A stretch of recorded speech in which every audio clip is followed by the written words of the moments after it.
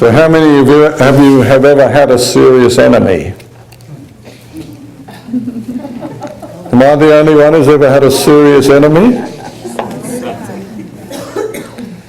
I had a serious enemy for 20 plus years.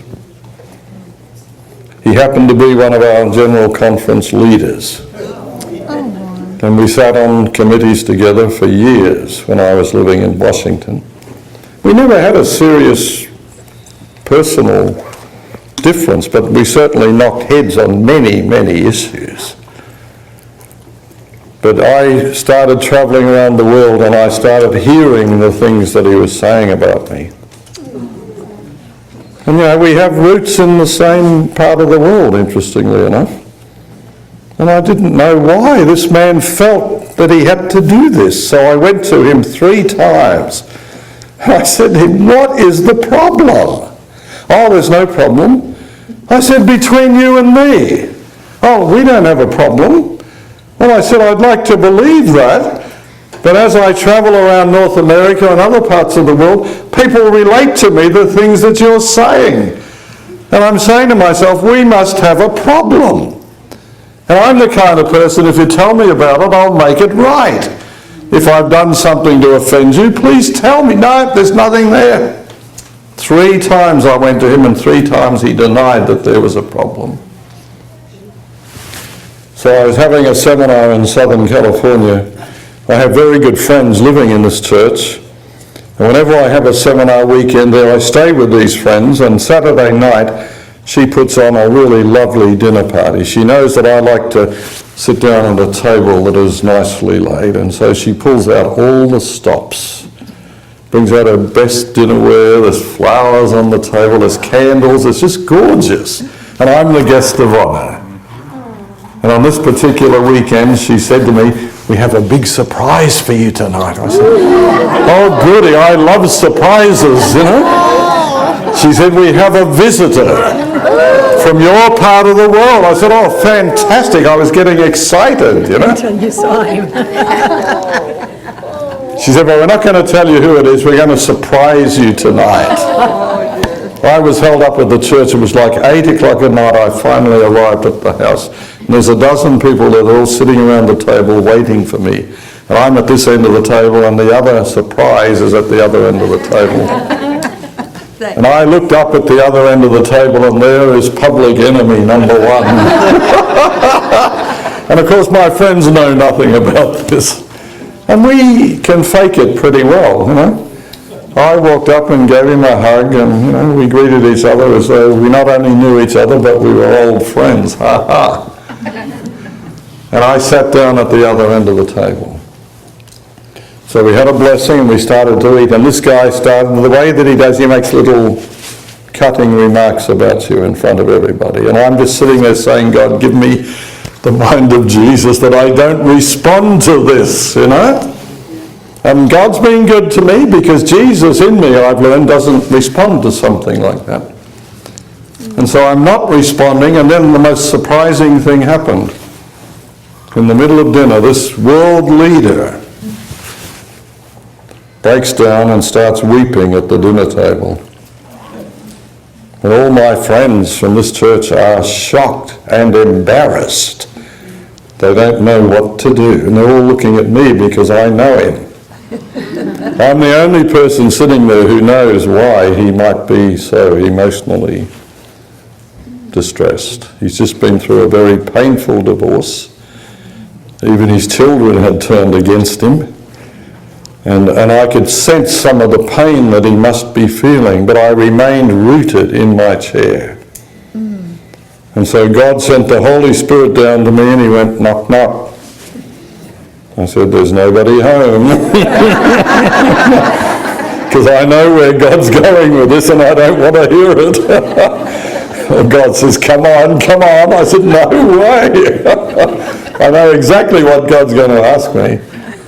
God says, this man is in great pain. I said, yes, he's in great pain. I agree with that.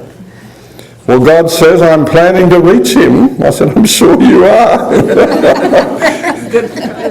Well, God says, I've decided to use you. I said, well, thank you very much. But But the only thing is, this man would never let me minister to him. For 20 years he has said all these evil things about me. And I give God the glory for this. God told me I was never publicly to respond to this, and for 20 years I never made a single statement. That's the grace of God, isn't it? Yeah. But it was painful to know that he wasn't acknowledging that we had a problem. Anyway, God says, well, I'll cut through it all. I am planning to use you. I said, okay, what do you want me to do? God says, I want you to get up out of your chair. I don't know about you, but I couldn't raise myself up out of the chair. God says, you need a little help? I said, I think I can manage it. I finally forced myself to stand up. And God said to me, go to your enemy, put your arm around him, and lift him up in prayer right now. He's dying. He's in the most incredible pain. It's an interesting thing that God lays this on you, isn't it? Because I realised that God was doing this primarily for me as well, you know. Because it's one thing to never publicly say something about your enemy, but it's another thing to love your enemy. That's a different matter altogether. So I left my chair and everyone's watching me.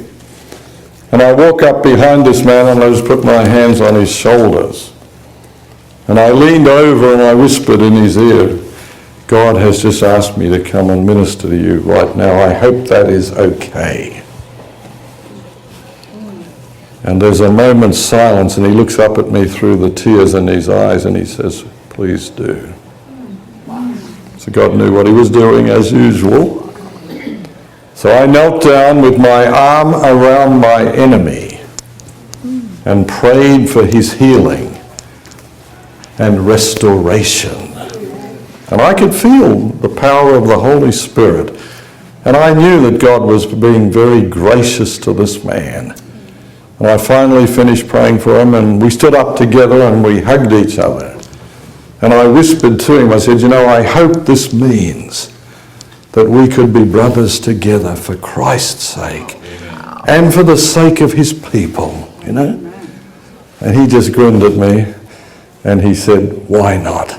And just like that, 20 years of pain just fell away.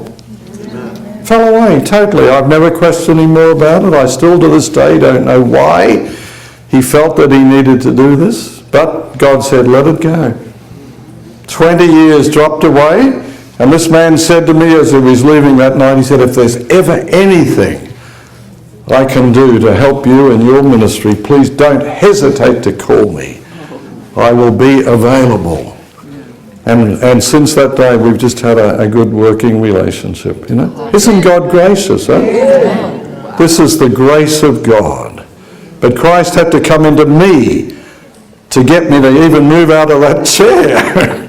Because you can imagine it was the last thing I wanted to do because I felt he would reject me if I made any approach to him.